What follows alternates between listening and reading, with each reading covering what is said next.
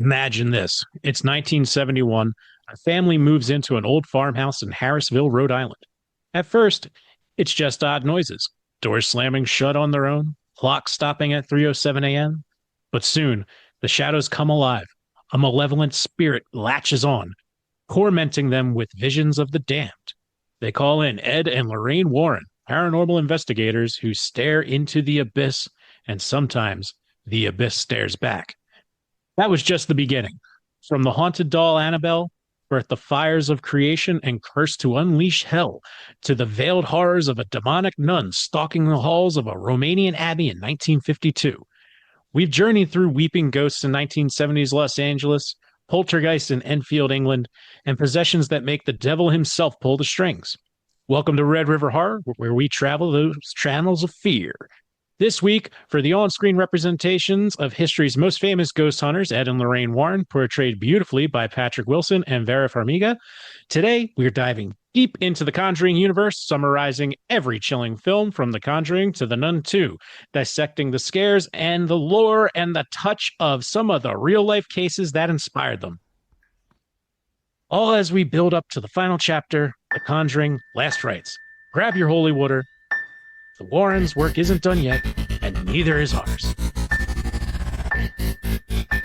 Welcome to the Red River Horror Podcast, where the channels of fear wind through the shadows of your darkest nightmares.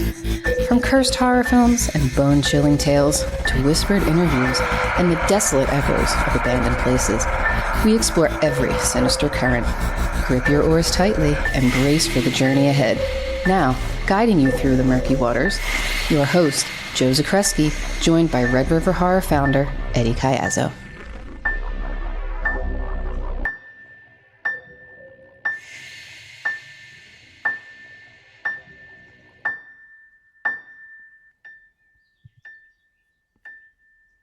Welcome back to the Red River Horror Podcast. I'm your host, Joe Zakrzewski, joined as always by RedRiverHorror.com founder, Eddie Caiazzo. Hey, Ed, how's it going today? A chill is in the air, the pumpkin coffee is flowing, and I am feeling fantastic, Joe. How are you?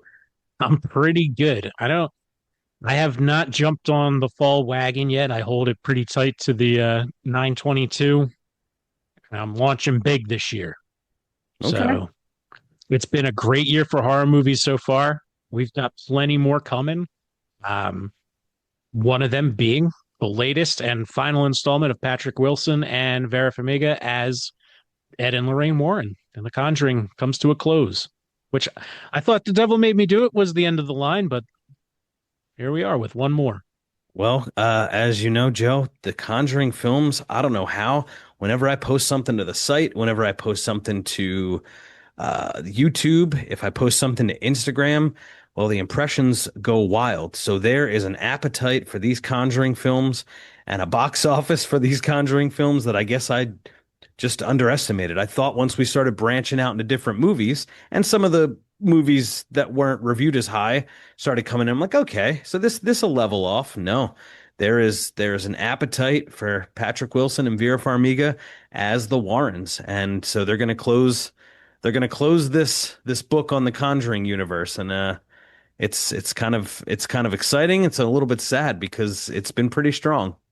Yeah, it has been. So let's take a stroll through the entire Conjuring universe from that groundbreaking original in 2013 all the way to the Nun 2 in 2023. So we'll hit them each in order. Quick summary, a couple tidbits, shout out to the creative teams, main cast. We'll talk about box office haul, critical reception. We're going to get everybody primed up for the Warrens' final battle. Or is it the final battle? So let's buckle up, Ed. The demons are waiting. Ooh, scared. No. So I went back and I was able to watch, The Conjuring, Conjuring 2, Conjuring 3, yeah, able to watch those, a little bit of the Annabelles. Okay. The Nun I watched again this past winter, just on a whim. I'm just like, you know what? I can't remember what I thought of that, but let's talk about The Conjuring from 2013. The kickoff film introduces us to the paranormal investigators, Ed and Lorraine Warren, as they help the Perron family. Is it Perron? I always called him Perrin, but I mean, Joe, like we're American. We can say it's if it's fucking Yeah, Yeah, like we want Ron Livingston, he's the guy. Office Space, man. There's nothing more Yeah, American than that. But exactly. I just say Perrin. They may be wrong. Yeah, but they get there. They're there to fight off some demons in the Rhode Island farmhouse. It's rooted in its dark history of witchcraft and death, directed by one and only James Wan. Yeah, man. So when this came out, I gotta say, Joe, I was pretty impressed. I always had faith in James Wan. We've talked about it a lot, from Saw to Dead Silence. Um, Anything he usually touches turns to gold, and The Conjuring was really good. Melissa, my wife, actually mentioned it to me. It has one of the only, since the classic The Exorcist, it has one of the only exorcism scenes in cinema in what I guess it would be 40 years up to that point that was actually pretty well done, pretty scary. Um, The Conjuring surprised me, man. I wasn't surprised that Patrick Wan, or it's not Patrick Wan. Huh. I'm thinking Patrick Waugh, the goalie. I wasn't surprised that James Wan could deliver something like that. I just didn't. I didn't realize how much I would like it. So, Conjuring, Conjuring is a foreboding for me. 2013. Yeah, I mean, I think it's one of the best ones for that decade. Yeah, it definitely has to be on your list. Hey, it's really fantastic, and it started a very confusing time for the movies that Patrick Wilson is in because he also has the Insidious movies where, It was earlier than that, right? And that yeah, was Wan.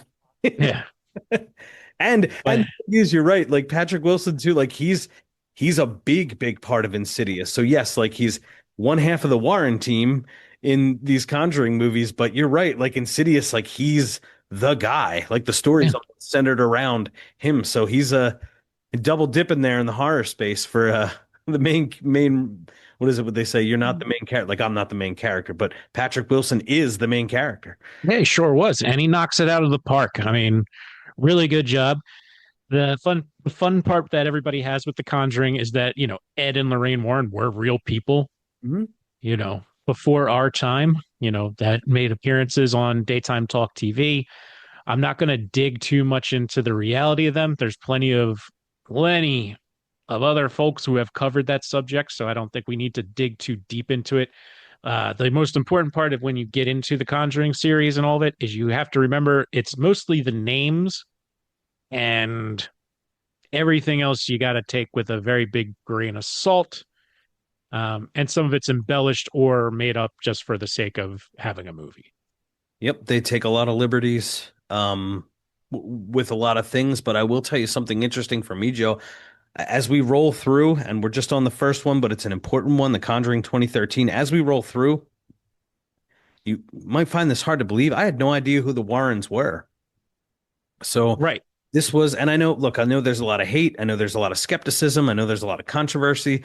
But as far as how much they've impacted the horror genre, as we run through this, I didn't realize how many stories and how many cases of theirs in real life inspired so much of the horror that I love, at least like horror cinema that I've enjoyed over the years. So the, Ed and Lorraine Warren were brand new to me with The Conjuring 2013.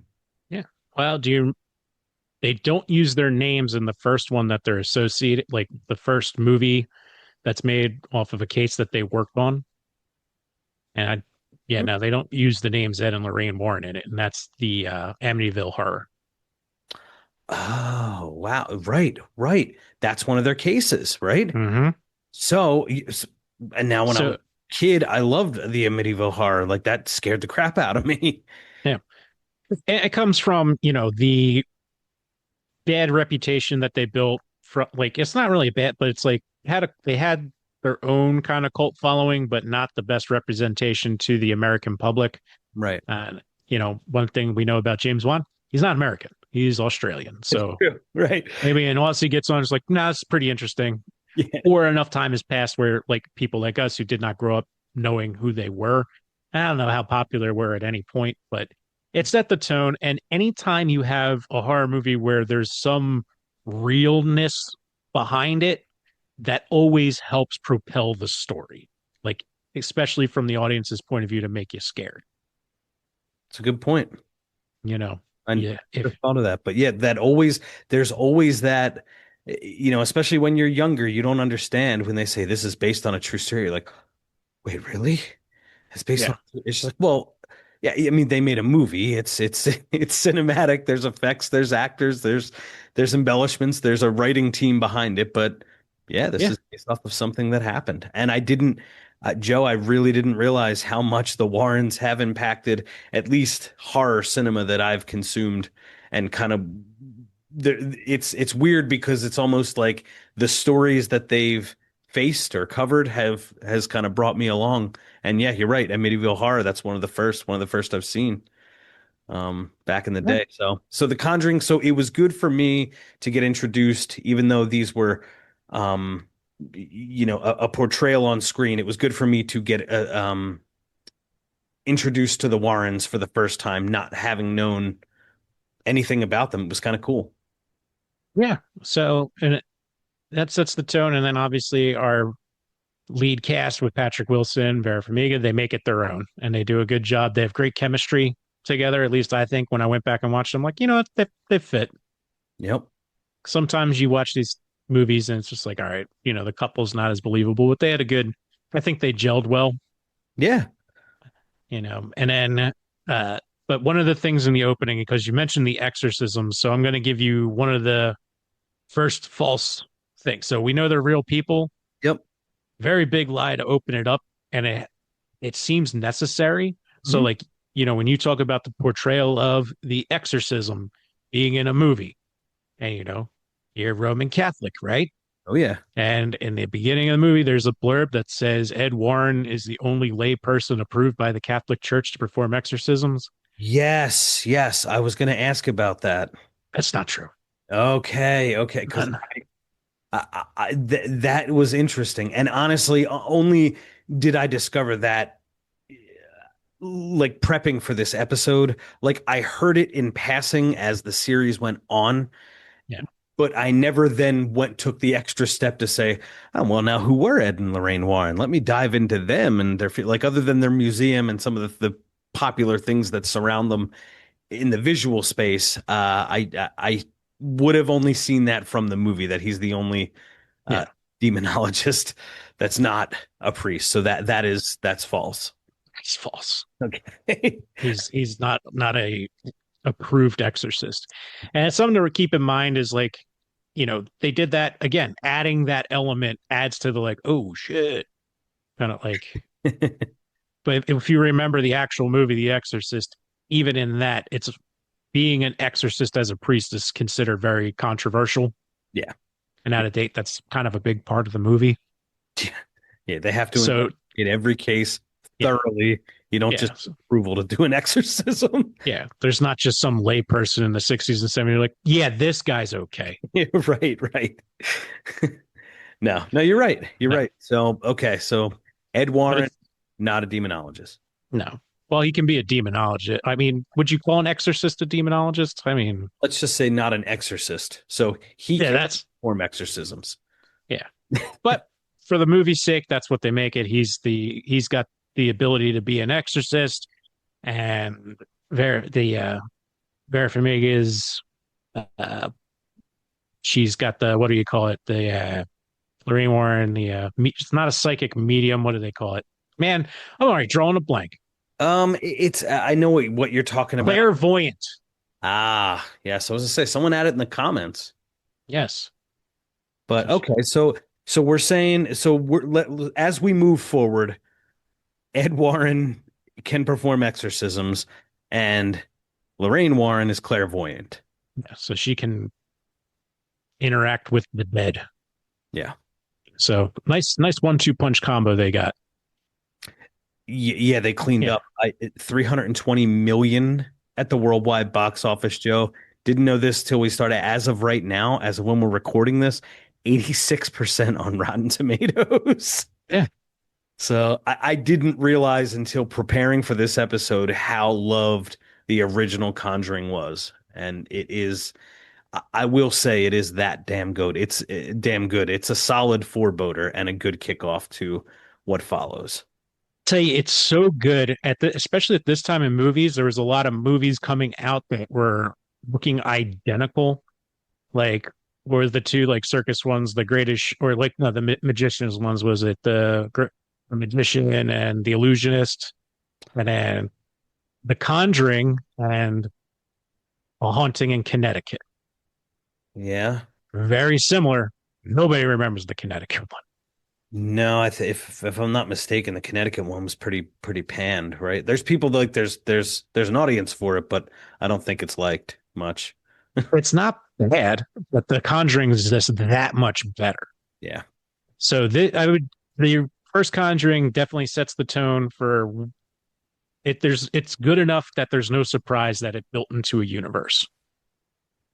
Some great jump scares, great cast, written by Chad Hayes, Carrie Hayes, produced by Tony DeRosa Grund, Peter Safran, Rob Cohen, and of course we know it's starring Patrick Wilson, Vera Farmiga, Lily Taylor, and Ron Livingston, our guy. Our Now, guy. really fantastic movies. They're like, we're not going to be staying too hard on these. We're just getting amped up for the new one. Any other words on the first Conjuring? No, it just kind of it didn't close a door. Obviously, it opened up the entire series, but it just goes to show you like how good and how in touch with horror audiences James Wan was at that time. Like, I mean, if you figure that's on the back end of the things he's directed in the horror space, starting with Saw, um, it checks the boxes and it's well done.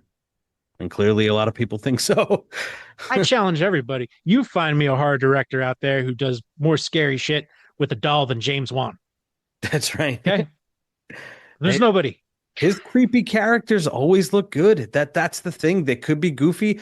I thought there were some instances in Insidious that were a little goofy, but I'm mostly by myself on that. People love Insidious. I like Insidious, but that stretch that James Wan had there that you could pretty much end with The Conjuring.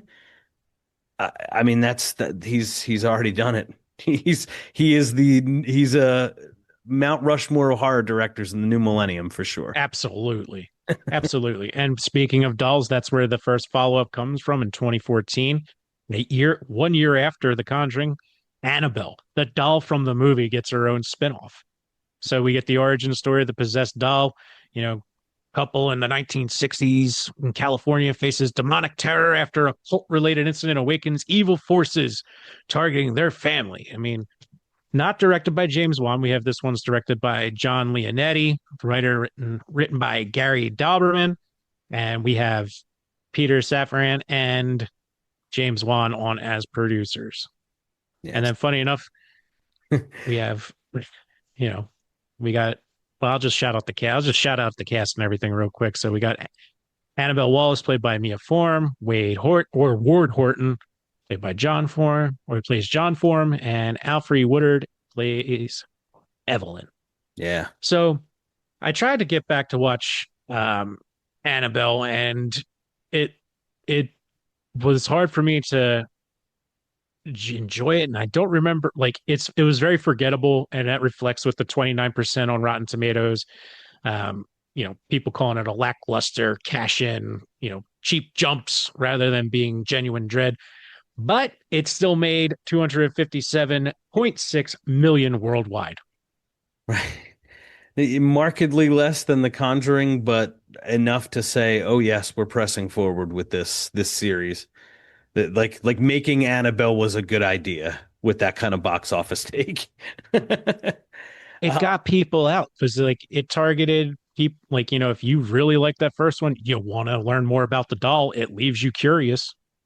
It does, and this is pretty wild because when I watched Annabelle the first time, I know for a fact that I didn't like it, but I'm glad that I went into the Conjuring universe green, like not knowing who Ed and Lorraine Warren were, not knowing the doll, Annabelle, had no idea that was a famous haunted doll that, they kept under lock and key in their museum up in Connecticut. This gives sort of a story. And when I was reading about the doll itself and then seeing some of the things that happened in the movie, it's like, okay, so we're giving this doll a backstory. Obviously, it's been, you said James Wan has he does things with dolls on screen that it's just like, oh, that's actually scary. He makes Annabelle look very creepy, the doll itself. Uh you could say the doll is a horror pop culture icon these last 10 Yeah. years. But again, not knowing anything about that there is a real doll, that's Annabelle, and it is a real thing, it is cursed, and it's a lot of bad things attached to it.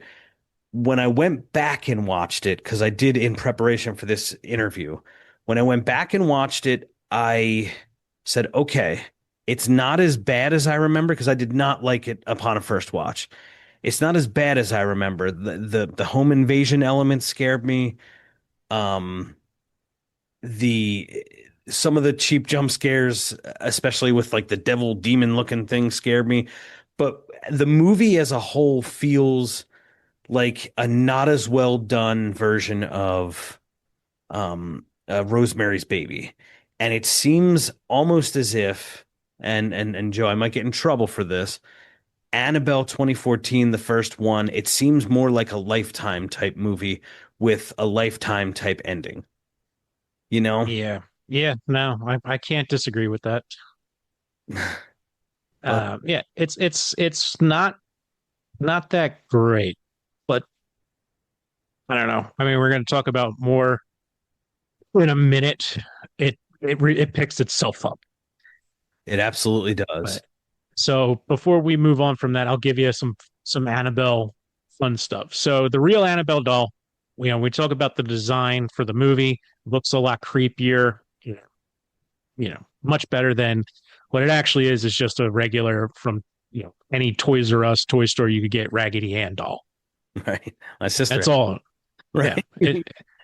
So it's just a Raggedy Ann doll, but it is at the Warren's Museum in Connecticut. However, that museum's currently closed. So I'm going to be going up to New Hampshire in October. And I was planning my route because I'm like, I don't know if I want to do the whole drive, like just planning things. And I was like, ooh, maybe I'll check this out. And then I'm going to say something where, Ed, you make me feel young sometimes because I'm going to say a name and I bet you never heard it, but this man is now the proud owner of the Annabelle doll in the Warrens' house. And Right. that it, Matt Rife. I don't know Matt Rife. Oh, yeah. Sorry. So he's very popular amongst the Gen Zers. I don't know if you would call him very popular. I mean, he's more popular than I understand. Popular enough that he could buy something like that with a partner. But Right. um, they say he's a stand-up comedian. I've seen him tell some jokes, but he's got a different style. But his plan, him and whoever he bought it with, they're planning on revamping it and making it so it's inviting for people to come in, check out the stuff, and even do overnights. Wow. Hmm. So I don't know much about the guy. I've heard his name from my little cousins, my daughter, my niece, like nieces, nephew, like nephews, all that. So Well, we'll do a little something special later on after we wrap up the movies. We'll talk about the real life Annabelle a little bit later in the show. But Joe, on that, I'm very excited that we will actually be able to see it again. yeah, This is it's something I wish I would have done. The first time I went to Salem, Massachusetts, the first time we drove, I did want to stop at the Warrens Museum, but it was back in 2015 and 2016. And it was literally only open on like a Thursday. And I said, you know what? I'll get there, not knowing that it was going to close for good. And then, since Lorraine Warren has passed, and I didn't know it was all going to be gone pretty much to the public, but so I'm kind of glad this Rife guy is buying it, because I feel like that's something I want to see yeah.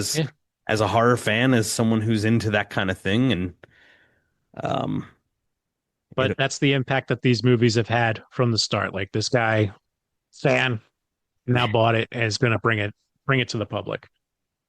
So, and honestly, if you're, most of our listening audience is from the Philadelphia region, and if you're not, It might be a little further from you, but it's only 3 hours. It's only, what, 3 hours, 3.5, depending on traffic. Yeah, just So it's not bad. You don't. just got to get out of New York City and you're good. And just some local knowledge. I used to take 202 to 287, and then instead of getting on, I think that's 84 in New York, like or when you get through New Jersey, instead of going 84 like towards like then you have to go through Hartford and Yeah. pretty much to the beaches. I actually the first time I went up, I just drove straight up, hit the New York Thruway into Massachusetts and cut all the way over. Now, that took 7 hours, Yeah. but driving to Boston will take you 6 hours. So I thought, you know what? Do you spare an hour to just avoid 95 and going through Hartford and all that other stuff? And it was like, you do. So it's a little tip if Yeah. you're to the New England states, but Connecticut's closer. So yeah, maybe it is like 3 hours, 3.5 hours. That'd be nice. Yeah, it's only 3 hours. It's just outside. It would be a suburb of New York City. I'm trying to remember the town, but it's near Bridgeport. Bridgeport is, Okay. um, Right I above. mean, yeah, Sweet. but like more like out on the Long Island Sound. Mm. There you go out there and get a bit of pizza over at it. Sally's or Frank and Pepe's or, one of those famous pizza shops because New Haven's over that way too. So All right. I'm in yum. anytime, and I'm in for seeing the real life Annabelle doll when she's allowed to be seen again. Well, it's coming soon. So Yep. get ready. And you know what? We were ready for after that weird prequel, but as we know, sometimes prequels are just weird. We get the sequel to The Conjuring 2, 2016, 3 years later. So we have the Warrens head to 1970s England to investigate the Enfield poltergeist case, where a single mother and her children endure escalating hauntings tied to a vengeful spirit and Lorraine's prophetic visions. Direct this one, James Wan back in the director's chair. We got the Hayeses back in the writing, including James Wan and David Leslie Johnson. Producers, once again, Peter Safran, Rob Cohen, James Wan. Bringing back the Warrens, of course. And then we have Madison Wolfe plays Janet Hodgson and Frances O'Connor playing Peggy Hodgson of the Hodgson family. This one raked in 322.8 million worldwide. So guaranteed another more to it. 80% on Rotten Tomatoes. So once again, praised for Wan's stylish direction and the lead's chemistry. Though some noted it felt familiar compared to the original, which is fine. I'd rather have something that feels comparable to the original. Don't stray too far off. No, you're right. This one had good scares, and the first thing I noticed with this one too, Joe, we actually saw that in a big group. We did the whole movie tavern thing for The Conjuring too. So I was trying my best to warm to the whole movie tavern thing because the first few experiences I didn't like the food that much, but this was the first time I was at a movie tavern where I enjoyed the food and there was a lot of heart to The Conjuring 2. I actually really did feel the relationship between Ed and Lorraine Warren portrayed on screen, of course, by Patrick Wilson and Vera Farmiga. This is the one where, she's having a vision where, Ed dies, right? Yeah.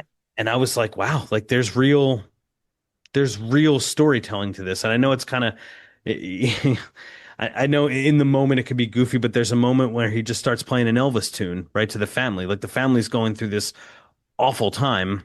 A lot of bad things are happening to the Hodgsons. And, Patrick Wilson, he's with the kids and he's with, he just starts breaking out an Elvis tune.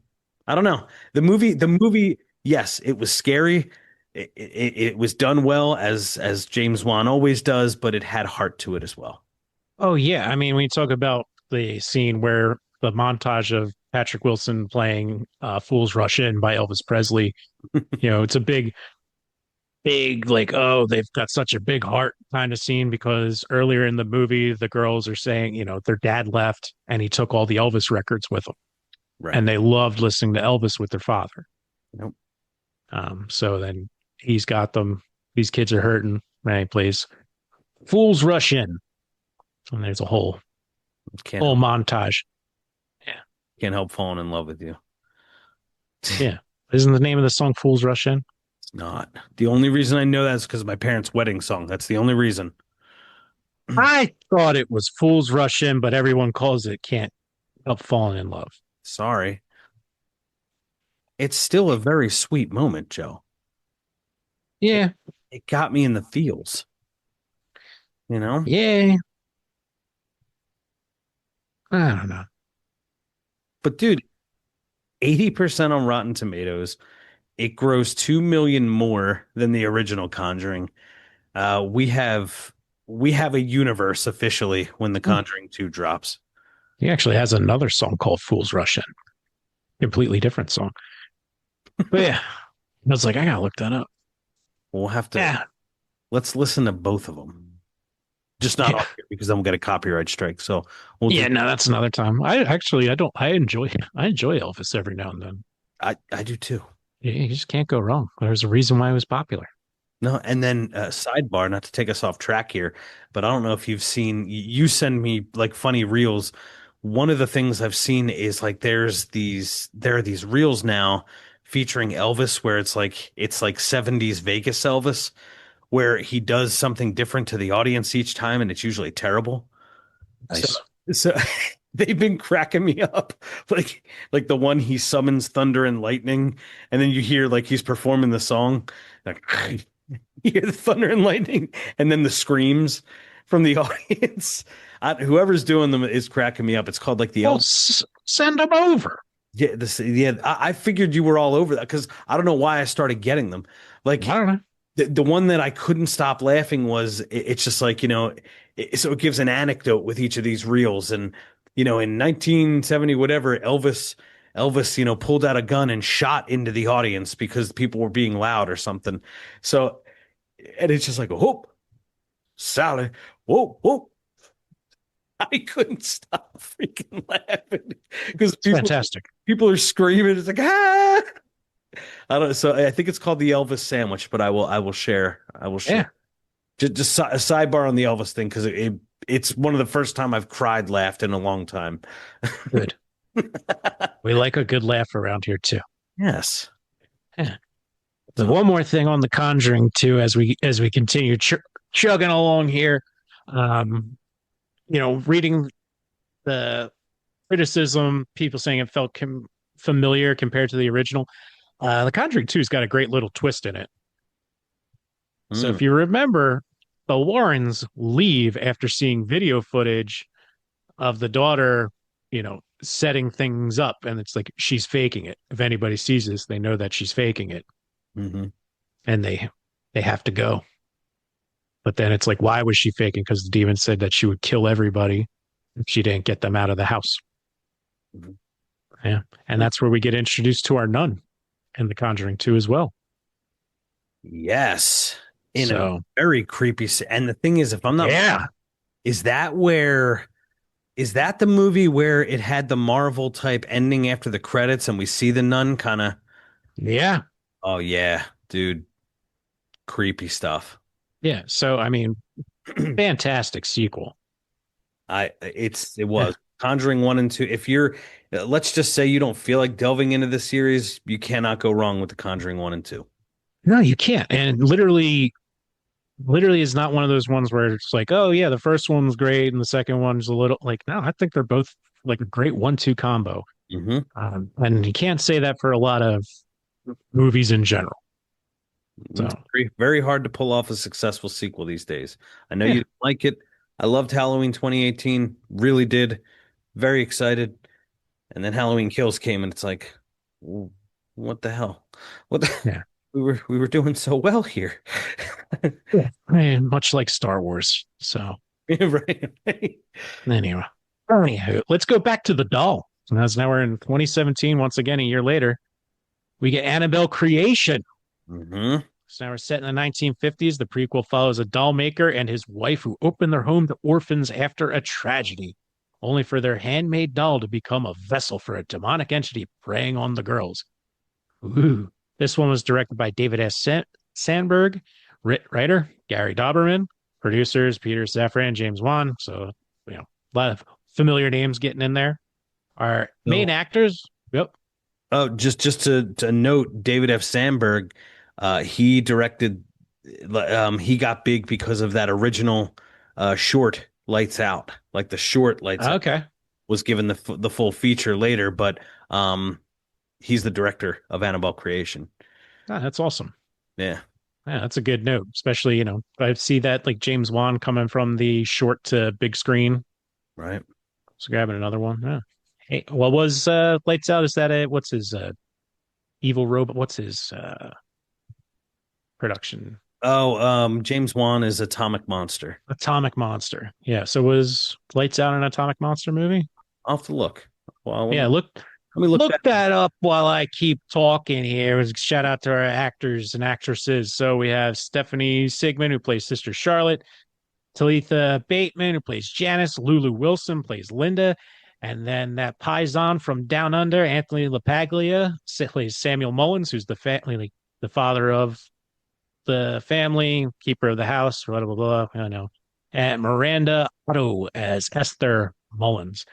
Now, do you remember why I said Anthony LaPaglia is that Paisan from Down Under? I absolutely do. I was reading the Lights Out thing at the same time you were saying it, Yeah, but yes, I do. yeah. Yeah, I was That's gonna get I'm so glad you pointed that out because I couldn't remember what he was from. And now, like, as soon as you said that, it came immediately back. yeah. As a Paisan who has Paisan cousins down under, Is the Little Caesar in Analyze That? Yep. Be Many fantastic. of us Paisans down under. What the hell's and then Robert De Niro? What's this? Oh yeah, come on. We got a lot of poisons down under. Little Caesar's that's like The show. the Sopranos type show. Yeah. But Joe, again, not to take us off track, another one. Analyze That's a fantastic sequel to Analyze This. I I was love it. just about to say, I was like, when you talk about 1-2 combos, analyze this, analyze that. But I Yeah. did not make that connection. I just knew that guy looked familiar, so that's amazing. That's Yeah. Yeah. Well, he has a beard in this one, and he's a little like he's older, so bearded, gray. Yeah. Easy to be like, I know you from somewhere. But this one, the follow up to Annabelle, which had the very poor Rotten Tomatoes, shoots up to 70% Rotten Tomatoes. So seen as a big step up, uh, much more effective tension, and it ties into the larger universe because we get to see the creation of the doll, which comes from that tragedy. Box office 306.6 million worldwide. Like these things are just an absolute moneymaker. There's no question about it because I wouldn't think that a sequel to a sequel in an expanded universe that's not a Marvel thing. Like, in the comic book universe, people have their favorite characters, right? So, like, you are going to want to see, like, the Green Lantern or whoever the hell. Like, there's Green Lantern fans as there's Spider-Man fans and all that stuff. Like, here in the horror space, we're talking about a new universe. Annabelle's brand new. It's not, it's not Ed and Lorraine proper. It's not a Conjuring movie. It's the follow up to Annabelle, and we get to see Yeah. it, and it killed it. No pun Yeah. intended. Yeah. Way creepier and sad. Yeah, Like beginning, it's got that pressing piece to it. We're not going to go as far as what's sorry, Esther's first one. But oh, Hereditary. yeah, we're not going to go that far, but it's at least like has a similar like depressing, like I don't want to spoil it because I feel like this is one that I know a lot of people stayed away from. So if you're like hearing it and Um, being like, I thought the first Annabelle was dumb, Annabelle Creation is actually really worth a watch. And you don't need to see the first Annabelle to watch it. It's almost like a reset, like you're a do over. That's a really good way to put it. You're right. You do not if you want to see a scary story featuring the Annabelle doll that has become bigger than the movies themselves, the doll itself that is sold in the horror space, see Annabelle Creation. Yeah. Yeah. And that's what we have to say about that. So over to the next one, which is another standalone from the spinoff from The Conjuring 2, we get The Nun 2018. Once again, we're in the 1950s, except we're in Romania. A priest and a novice nun probe a suicide at a secluded abbey, confronting the demonic Valak, a terrifying entity disguised as a nun and uncovering ancient evils. This one's directed by Corin Hardy, written by Gary Dauberman, producers James Wan, Peter Safran. Our main actors are Damien Bircher, so he plays Father Burke. We have Thaisa Farmiga, who plays Sister Irene. So her role is she's a nun before she takes holy orders. I think so. So she's not a nun yet. I didn't get to see the first Nun before doing the like I saw it in theaters and I've seen it once since, but it's not fresh in my mind this round. So I can't remember if she is so you went back and watched it. She's not quite well, yeah, no, she's not a nun just yet. Okay. So she has not taken her vows. So that's what they keep saying. So I don't know. My brain says like holy order, the sacrament of holy orders. You know. Anyway, we got Jonas Bloquet as Frenchie and Bonnie Aarons playing Valak / the Nun. The Nun raked in 366.1 million worldwide and has the lowest of Rotten Tomatoes with a 24%. It's got the mixed reviews. It's gothic atmosphere. Gets the which I thought was really good. Criticized for inconsistent plotting and over reliance on jumps. Very fair criticism, but I don't know what else you're expecting in a spin-off movie. I agree. I don't understand how this one got the hate that it got at the time because I did think it was filmed beautifully. I loved the scenery. Like the atmosphere is incredible. Yeah, absolutely incredible. It shivers up. I was getting goosebumps watching it in the theaters. What I remember, even watching it again. The acting's really good. We are introduced finally proper to Bonnie Aarons as Valak the nun. And she's freaking creepy. It's creepy stuff. Now, is the story a bit formulaic? Is the payoff, is the final battle, as you will, a little ridiculous? Yes, it is. But I don't think it warrants a 24% on Rotten Tomatoes. I liked this film far more than that. It's not a foreboding, but it's better than 24% on Rotten Tomatoes. No, I'd bump that up to the 50. It's a coin flip movie for me. You're either gonna like it or you don't. Its biggest issues are its pacing's weird. And the ending's kind of like it has everything's good, but I don't know how if you're sitting there writing it, how you finish it. It's like everything's really good, but to close it out is quite the challenge, and that's ultimately its demise and why it gets the lower. Yeah. But the jumps, I mean, the jumps are great. I thought so too. I mean, some of the unveiling, it gets so creepy. Yeah. Yep. You know what it is? It's because it's so different from everything else in the universe, I guess. That doesn't help.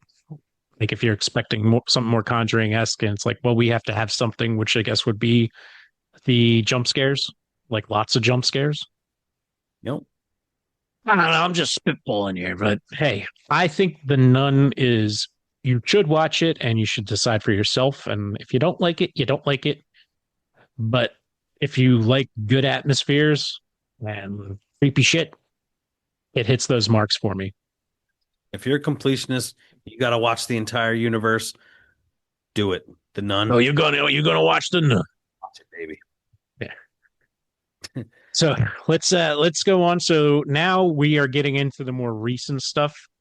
Mm-hmm. With we have Annabelle going full trilogy here with Annabelle Comes Home, came out 2019.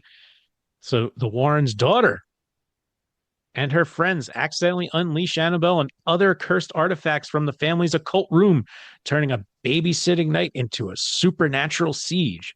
This one directed by Gary Dauberman and written by Gary Dauberman.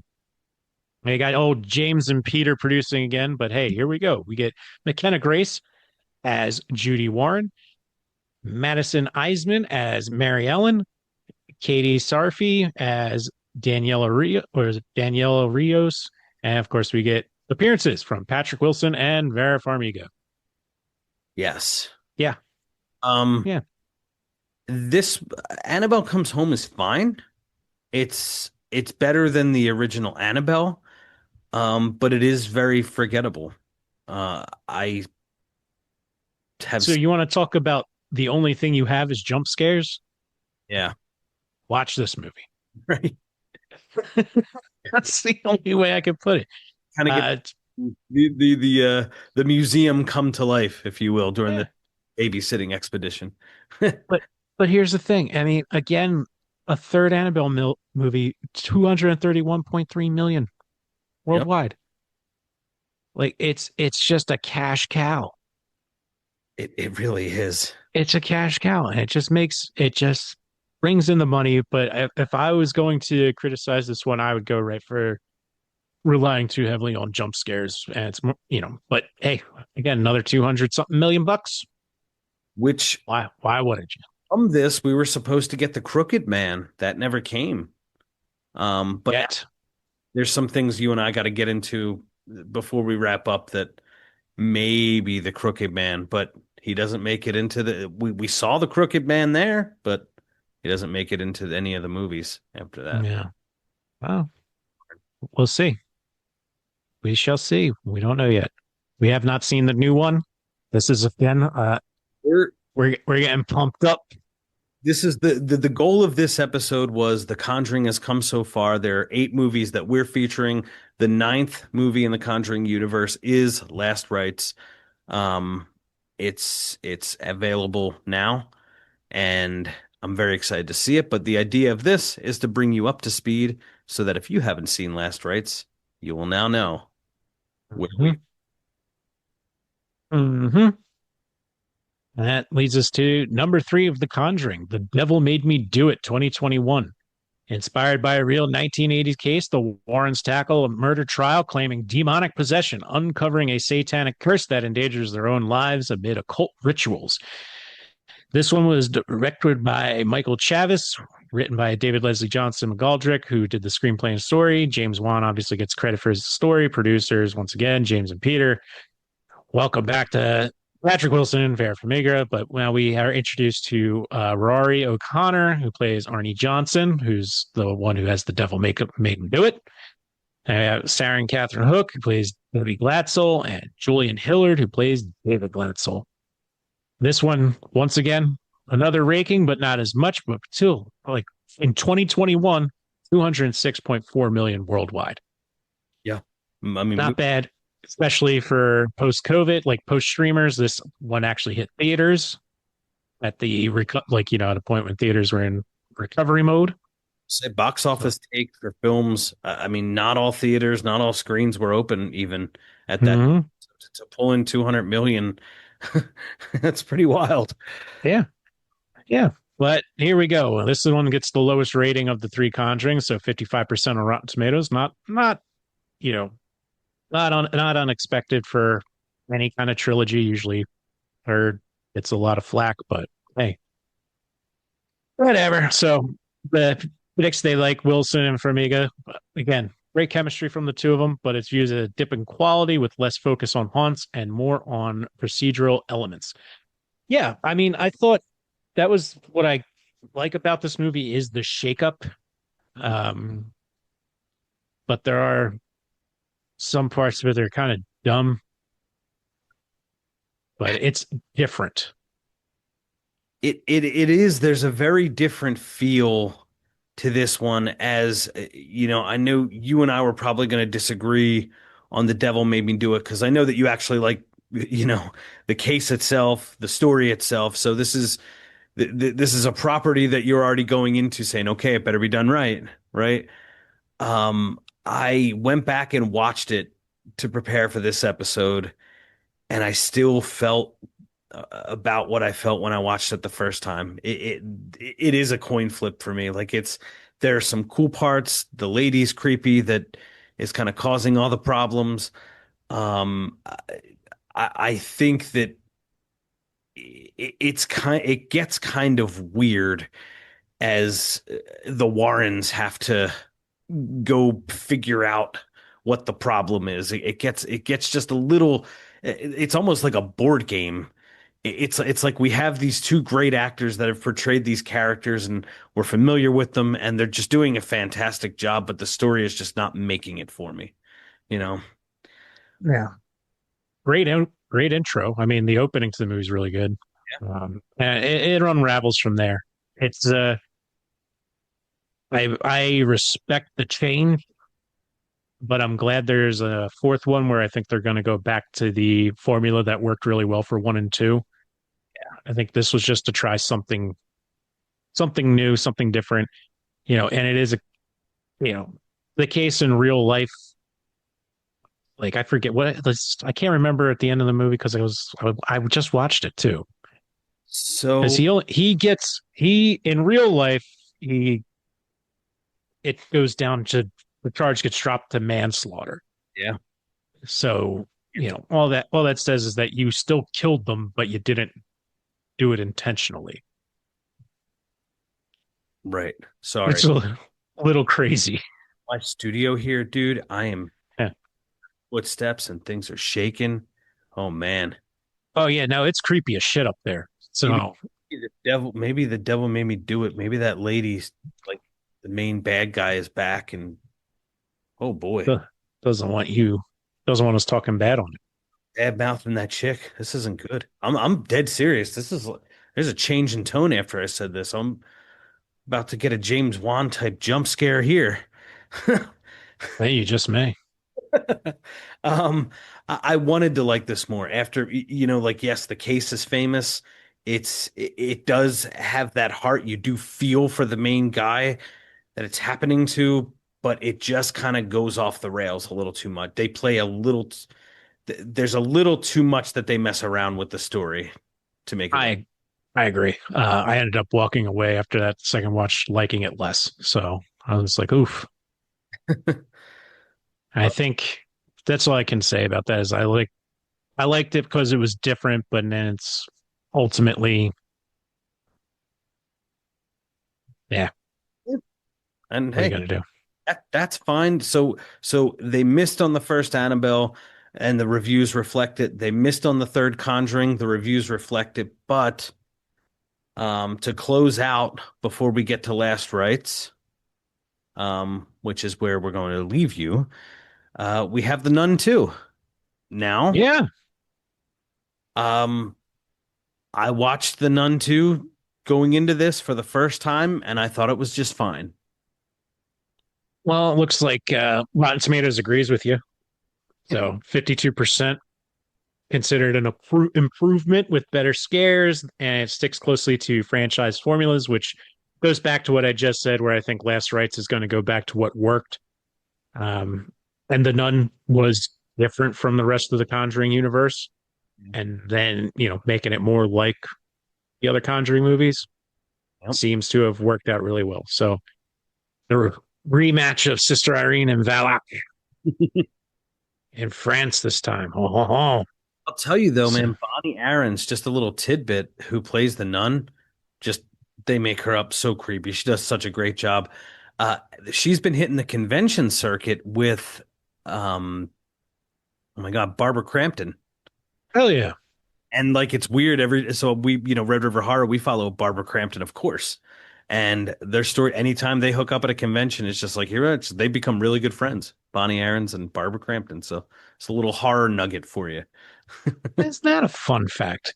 Ain't that a fun fact? No, but I have to admit, this is one that I have had on my list and just have never gotten around to. And it wasn't until like Last Rites was announced, where I'm like, oh, crap, I'm out of the loop. Yeah. I was like, I'm missing one. So tried to get to it before we recorded, but just wasn't in the cards. But hey, I'll be watching it soon, and I'll be watching The Conjuring Last Rites soon. But you enjoyed The Nun too, with the boarding school action. Yep. Oh my gosh, dude. Now I know this is an old house. This is whew, we got to get past on bad mouth and Valak. No, I'm just kidding. Yes, it was I'm not kidding about the bumps in the night here though. Uh the boarding school was a good setting for it. There was a lot of opportunity for creepy, shadows and things that are dark in the corner, whether you don't know, if you don't know something's there. Bonnie Aarons as Valak is fantastic, scary, like always on screen, an imposing presence. And I think the story is pretty good. It's a solid story. It has some heart to it, and it has some genuine scares. Thought the Nun 2 Yeah. was. All right. So I'm looking forward to watching that because I enjoyed the atmosphere of the first Nun. So I'm like, all right, the Nun 2, let's give it a go. So that'll be my watching very soon before I go see Last Rites. You know, congrats to us. We just completed a full rundown. We refreshed your memory, our memory. It. And Ed, when we talk about Moneymaker, over 2.6 billion in total. Wow. That's unbelievable. 2.6. So it's New Line Cinema, right? And that's owned Yeah. by Warner Brothers. So Warner Brothers has, yeah, made Yeah. $2.6 billion, and that's without now. Um, we calculated that pre Last Rites. Yeah, And that does not include Last Rites. no, and this is quite the money maker. But as a whole, when you look at these 8 movies leading up to Last Rites, if you're talking like my opinion, there is much more good than bad. It's a solid series. Yeah. That's not just me being optimistic. I think that the critics and the popcorn lovers agree based on the critic scores and the box office take from these films. Yeah. That's crazy. It's crazy. And we have Last Rites and there's going to be more coming. Yep. In what sense, we're not 100% sure.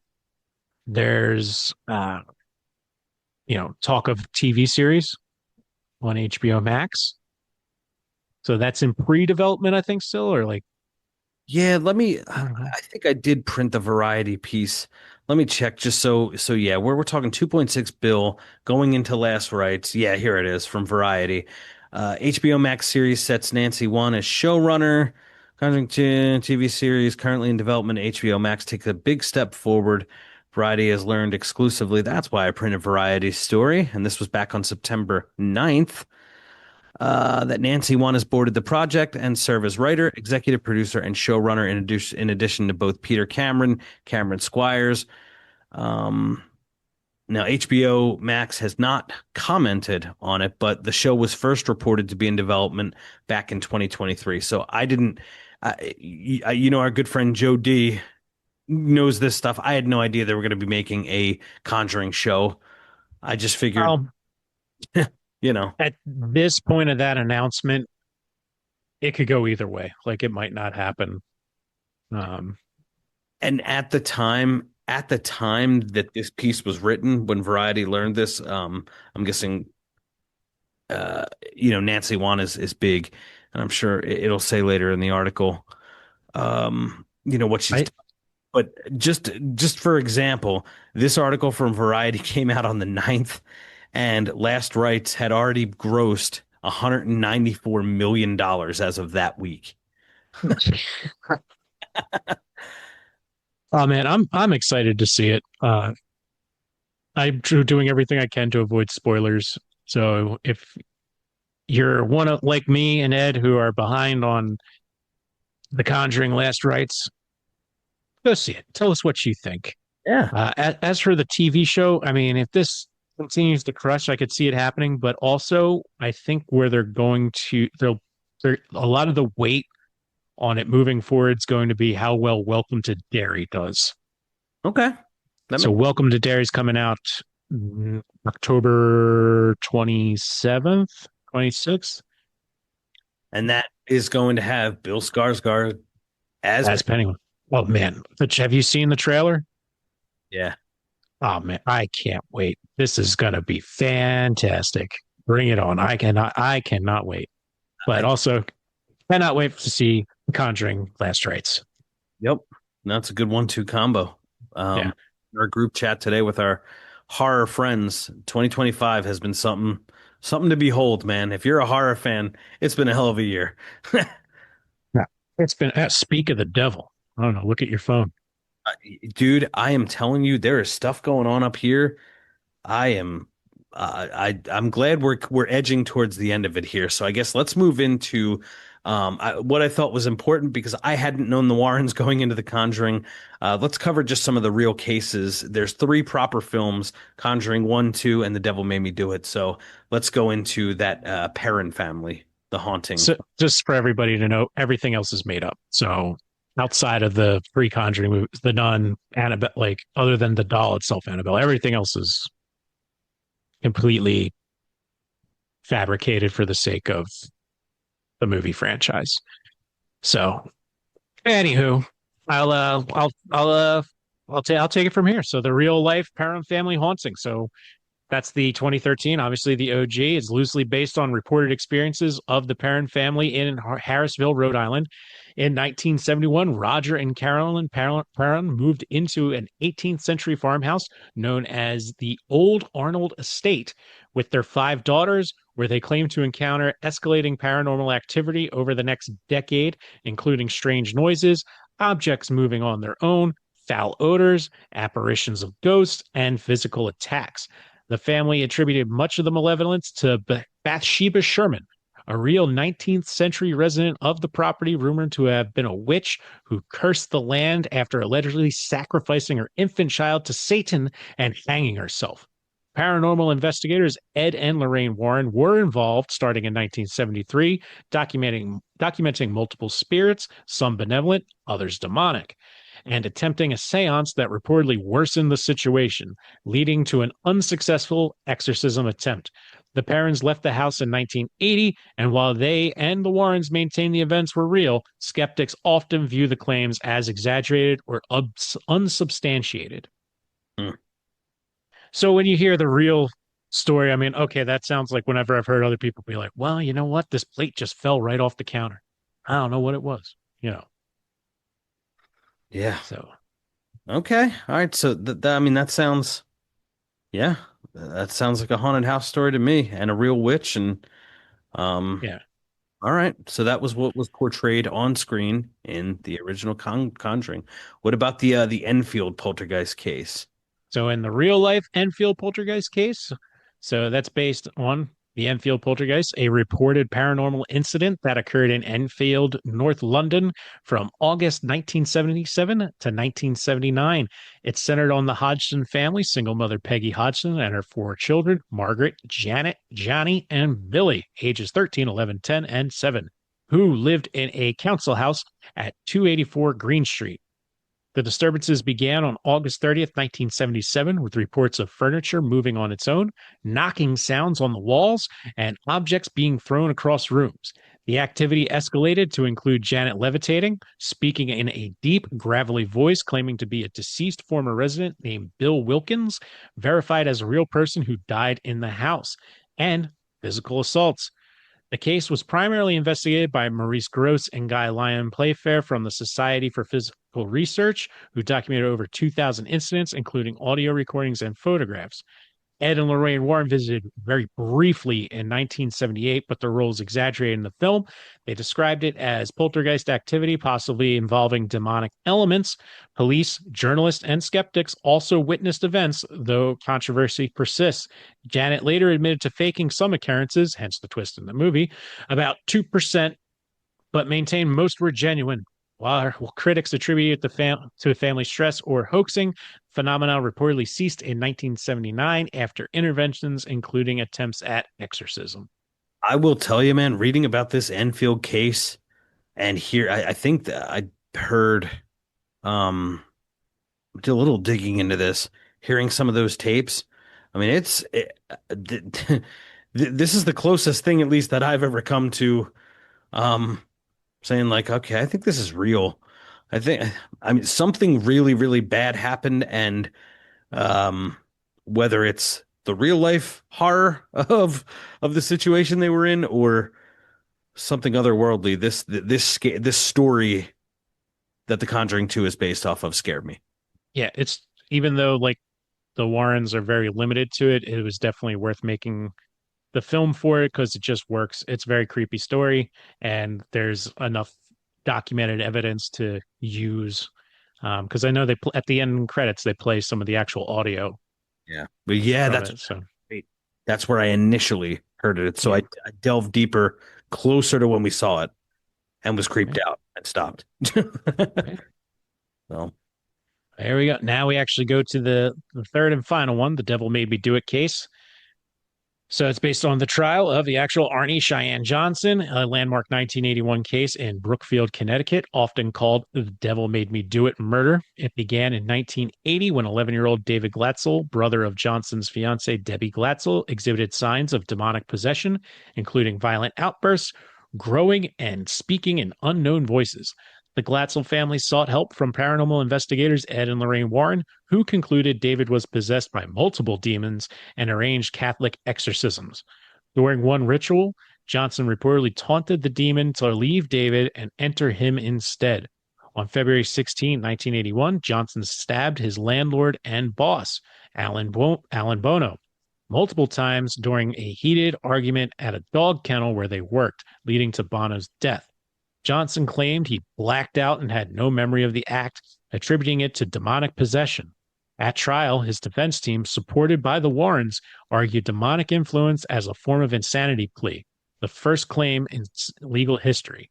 But the judge ruled it as inadmissible, forcing a focus on self-defense. Johnson was convicted of first-degree manslaughter on November 24th, 1981, and sentenced to 10 to 20 years, but served only about 5 before early release for good behavior in 1986. He married Debbie while he was incarcerated, and they remained together until her death in 2021. The Warrens and the family maintained the supernatural elements were real, but skeptics, including some investigators, suggested psychological issues, family stress, or hoaxing played a role.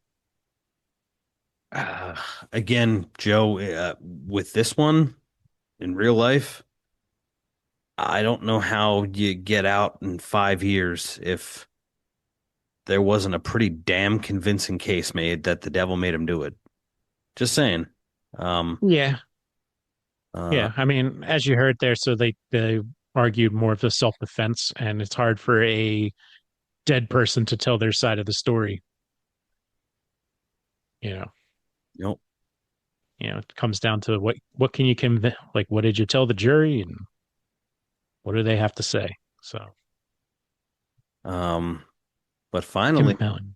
bonus. So, Joe, if you could tell us what Last Rites, and this is Yes. a little close to home for us, but there is obviously this is a proper Conjuring film, the last Conjuring film. It's called The Conjuring, Last Rites, so it is indeed based off of a case.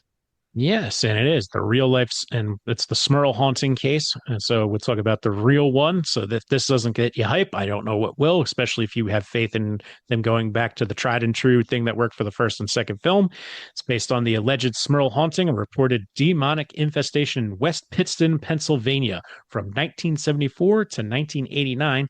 Jack and Janet Smurl, along with their children Dawn, Heather, Shannon, and Karen, claimed their spirit level duplex home was plagued by multiple entities, including a foul mouthed incubus and succubus that caused physical assaults, levitating beds, foul odors, loud noises, and sexual violations, particularly targeting Jack and Janet. The disturbances escalated in the 1980s, affecting family members and even neighbors, leading to the Smurls to seek help from local clergy before contacting Ed and Lorraine Warren in 1986. The Warrens conducted investigations, performed blessings and exorcisms, and concluded it was a powerful demon, possibly linked to the property's history. They documented the case in their 1986 book, The Haunted, co-authored with the Smurls, and a 1988 TV movie. The family endured media scrutiny and moved to a new home in 1989 after a final exorcism, where activity reportedly ceased. While the Smurls and Warrens insisted that the events were genuine, skeptics once again attributed them to structural issues in the home, family stress, or possible exaggeration for publicity. Hmm. Uh, So, I don't know, man. The cases that they're based on sound clear enough to me. yeah.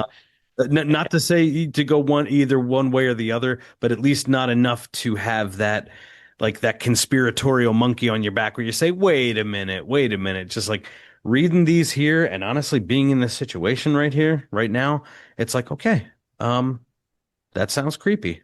I could totally see it. I'm not bogged down by the skepticism at all at the moment. Yeah. Yeah. So, I mean, pretty interesting. I like how it's going back to the what worked for the first and second one. We're going with a similar storyline to those. I think that's the formula that works the best. Obviously, The Devil Made Me Do It. You pretty much have what would be an ending to the first two be the beginning of that one. So back to the original formula for the Warren family. Yeah. Yeah. So, all right. And I guess last but not least, so we have the cases that the Conjuring films were based on. We hope the last one in Pennsylvania, by the way, excites you and gets you excited for Last Rites. That sounds freaking creepy. Mm-hmm. But the star in real life, as well as the Conjuring universe, is the Annabelle doll. You already told us, Joe. It's a Raggedy Ann doll. Yep. Lorraine Just a Warren. Raggedy Ann doll that gained notoriety through Ed and Lorraine Warren, who claimed it was possessed by a demonic entity. The story began in 1970 when a 28-year-old nursing student named Donna received it as a birthday gift from her mother. Donna and her roommate Angie soon reported strange occurrences, the doll changing position or rooms on its own, leaving childlike notes like help us on parchment paper they didn't own, and even levitating. Angie's fiance Lou allegedly experienced a nightmare of the doll strangling him and later woke with with seven bloody claw marks on his chest that healed unnaturally fast. A medium consulted by the women claimed the doll was inhabited by the spirit of a deceased 7-year-old girl named Annabelle Higgins, who had died on the property years earlier. However, the Warren the Warrens, called in after escalating events, determined it was a demon masquerading as the girl to gain a human host. They arranged an exorcism of the apartment and took the doll to their occult museum in Monroe, Connecticut, where it was locked in glass case with religious inscriptions and periodically blessed, or taking on a picture for Instagram, TikToks, and whatnot with Matt Rife, who was holding it while sitting in a chair because it's his now. Right.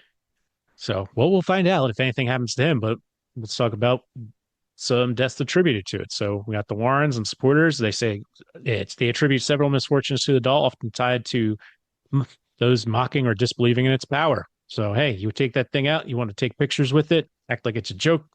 Well, let's see what happened to some other people. Yeah. Near death during a transport in the 70s while driving the doll home, the Warrens reported car malfunctions like brake failures, which stopped after sprinkling it with holy water. Okay. And then we have a priest who mocked the doll's abilities allegedly totaled his new car shortly after claiming he saw Annabelle in his rearview mirror. He survived, but his vehicle was destroyed. Hmm. And then we have a young man who tapped on the doll's case and laughed at its legend, reportedly died in a motorcycle crash on his way home with his girlfriend, who survived, saying that they had been joking about Annabelle at the time. Some other claims include vague references to a fatal accident and incidents like homicide detective being stabbed, leading to an early retirement for them after interacting with the doll, though details are sparse and uncorroborated. Corroborated. Sorry. So 2025, Dan Rivera, a paranormal expert and handler of the doll during the tour, died at age 54 in his hotel room from cardiac issues, ruled natural causes with he had a known heart condition, the doll not present, and no supernatural link was officially claimed, though media noted the coincidence due to association with the Conjuring inspired artifact. Skeptics dismiss these stories as unsubstantiated folklore or hoaxes, pointing a lack of evidence, anonymous victims, and the Warrens' history of exaggeration. Groups like the New England Skeptical Society have called the museum's claims fraudulent. Well, I leave that up to you to decide what you want to believe in, because it can either be a lot of fun to buy in and just have some fun with it, or you could just be a curmudgeon and just say, it's fake. Dude, based on what I'm experiencing tonight, I am not screwing around with the real Annabelle doll. I am not going to mock it. I will not take a picture with it. I just want to see it because it's so famous. But other than that, I will. You should post a picture of the walk up the steps to where you're sitting right now at night, because that give people an idea of how creepy your top floor is. Okay. No, that's a good idea. Yeah. All right. Well, we'll get Yeah. that up there on the social medias. Yeah. Because it's yeah. So anyway, I'm not screwing around with the real life Annabelle doll. I'm not going to be mocking it, dude. I would it. I want to see it, but that's going to get the best of me. Yeah. Yeah. So, Wow, man. but yeah, no, go see Last Rites. We're going to go see it. Get on. No reason to wait any longer. Let us know how it was. You can find us on all the socials, Red River Horror, on Facebook, Instagram. Go on to redriverhorror.com, read some of Stacy's great articles. Ed, you got anything else before we sign off? No, it's just hats off to Vera Farmiga and Patrick Wilson for bringing these characters to life all these years. Me not knowing them, Ed and Lorraine Warren, and me not knowing the stories and how much they've contributed to my horror enjoyment over the years. Pat Wilson and Vera Farmiga have done a great job, and it's weird because just some of that heart that they can draw out in their performances throughout this series. I'm gonna miss them. It's a bit strange to say on a horror podcast where we like to be scared and people are dying in some gruesome ways and different things, and the real life Annabelle doll not being really that nice. Yeah. But I'm gonna miss them. This is a chapter that's gonna be closed. That's pretty wild. Yeah. Curious if the TV series ends up reusing recasting Ed and Lorraine Warren. I don't know what they're gonna do, but we shall see. But before that, once again, The Conjuring Last Rites, now in theaters. Check it out. It's gonna be a good one. If you like the first two, you read the description, you see the trailer, I think we're right back in their wheelhouse. This has been episode number 122 of the Red River Horror Podcast. And remember to keep traveling those channels of fear. Thanks so much for tuning in to the Red River Horror Podcast. Don't forget to follow, subscribe, like, and share. For great written horror content, go to redriverhorror.com. On Spotify or Apple Music, leave us a comment.